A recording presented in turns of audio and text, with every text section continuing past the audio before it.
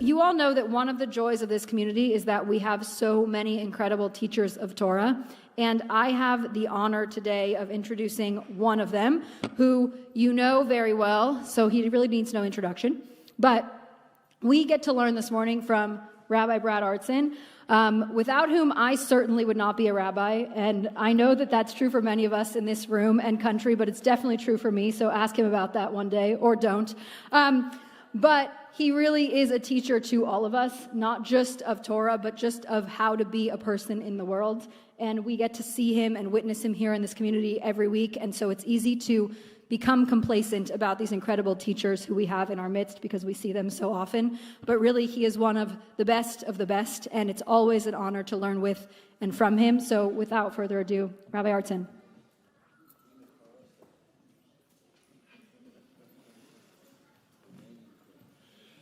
Shabbat Shalom. I generally precede my remarks here with an expression of gratitude, and I am feeling overwhelmed, so I just need to say thank you, IKAR. I know that the Artsons are a complicated family to have in your congregation, and you make us feel so nurtured and cared for. And all of our clergy, present and afar, make this place really a haven and a model of what Judaism can be as a force of healing, even in difficult times. And I also know that the congregation is more than just its clergy, it's also the people who are here. So thank you for being our home when we're not at home. This is Shabbat HaGadol, at which time it was customary in Eastern Europe for rabbis to give an especially lengthy sermon in which they would detail all of the rules and regulations of the Passover holiday. So sit back. This was the quickest IKAR service I've ever seen. It's pretty amazing. And that may have been what those communities needed. But I think what we need is the opposite. I think we need to remember why we do this. What lies at the heart of Judaism? Why is it so worth preserving? Why should we bother paying attention to those rules in the first place? So with your permission or not, I would like to spend some time on the very heart of our tradition, which wells up in this festival more, I think, than any other. Ready? Here we go. Our tradition bursts into reality with a story about the creation of the world. We begin with complete chaos, and by the end of the story, we have managed chaos. The chaos never goes away. There is tohu vavohu at the beginning. The miracle of the story is that by the end of the story, there isn't just tohu vavohu, chaos. There's also cosmos.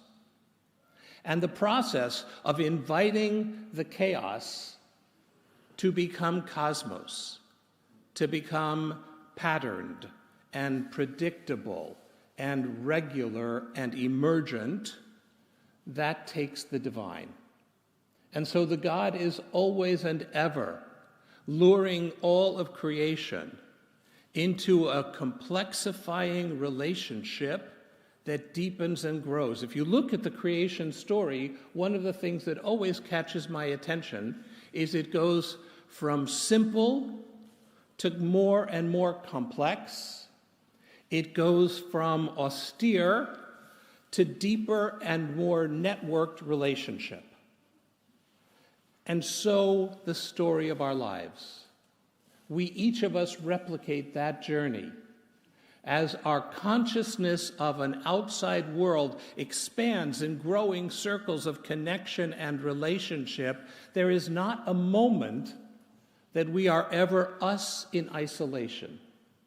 We are always engaged, involved, and who we are in the process of becoming is always and eternally shaped in response to the becomings all around us. And our rabbis teach that this act of creation was not simply an act of generosity on God's part, it was necessary on God's part. Because God's essential characteristic is bestowing love. My favorite Hebrew word, chesed, which is a word for which there was no English equivalent.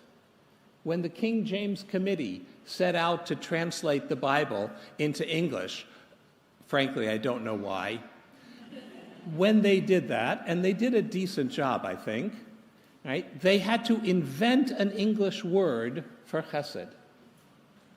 And so they took two different English words. One started at one corner of the room, the other started at the other corner of the room. They ran into the middle of the room and fused lovingkindness into a single term that expresses the idea that it starts with an emotion, but it has to manifest as behavior. Love which stays in the heart ferments and poisons. Love to be love has to be out in the world, out in the street, transforming the world. And so God has to create in order to be able to manifest divine chesed. You can't do it alone. And so the Bible opens with undeserved chesed, just the grotesque outpouring of love unmerited.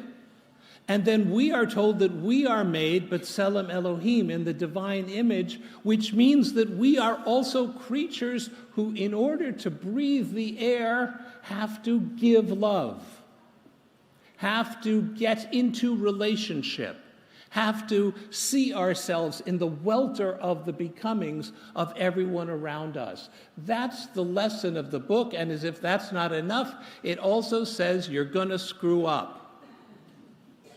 There is not a so-called normal family in the book of Genesis, except that the bad news and good news is that's normal.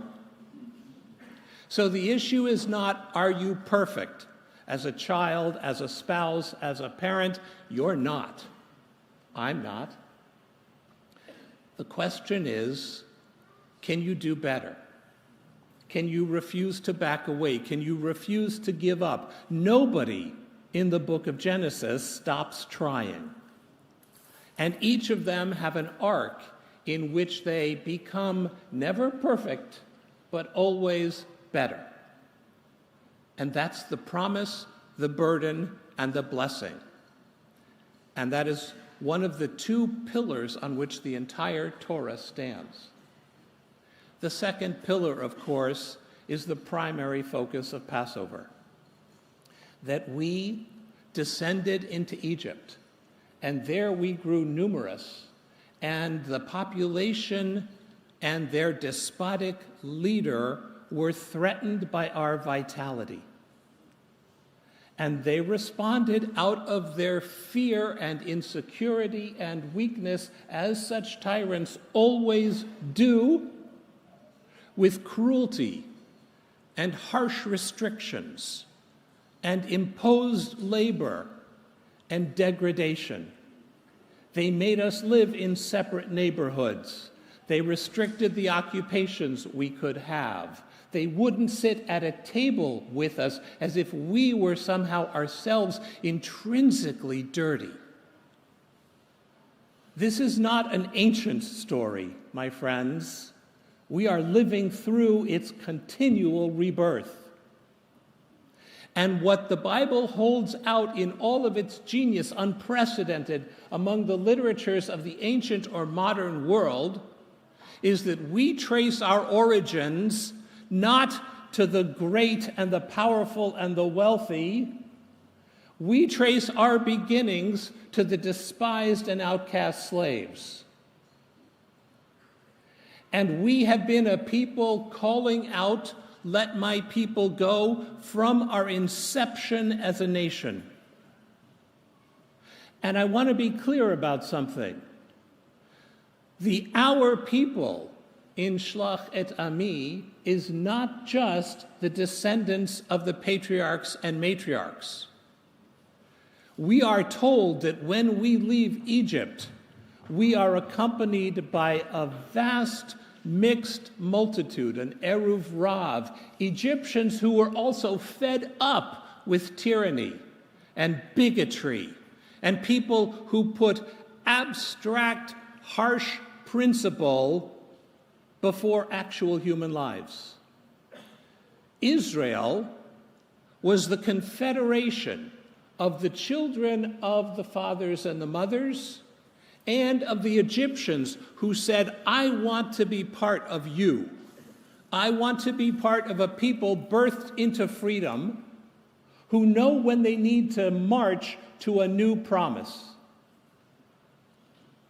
And that is the second pillar on which the Torah stands.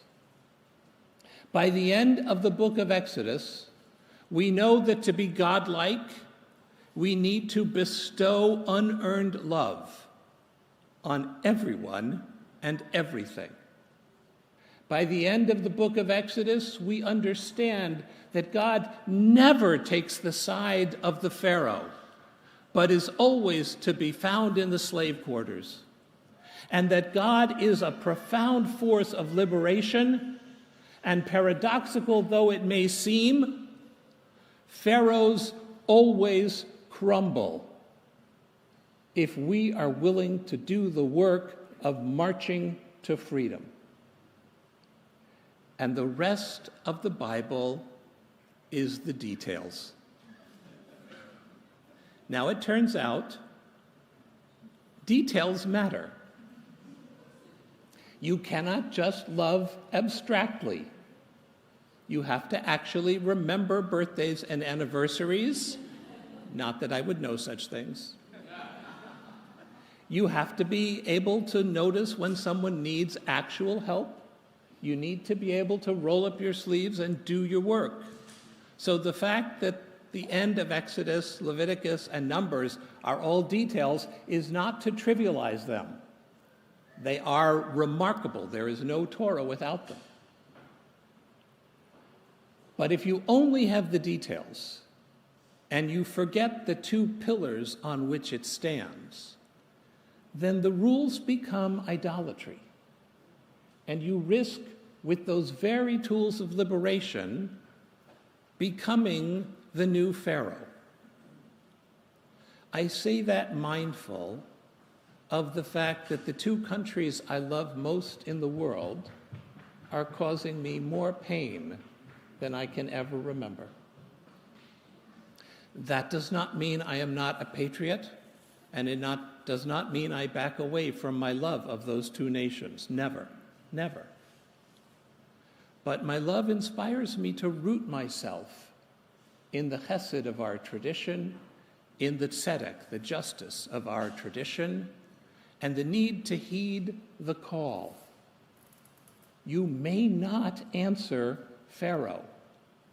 You may not contribute to the pyramids in which he immured living slaves and killed them for his own glory. It is a sin. You must march yourself to freedom by whatever means available, and you must stand in the light of that freedom so that others may do the same. That is our tradition. That is why the rules matter. That is why we're going to have the world's oldest and longest dinner tonight.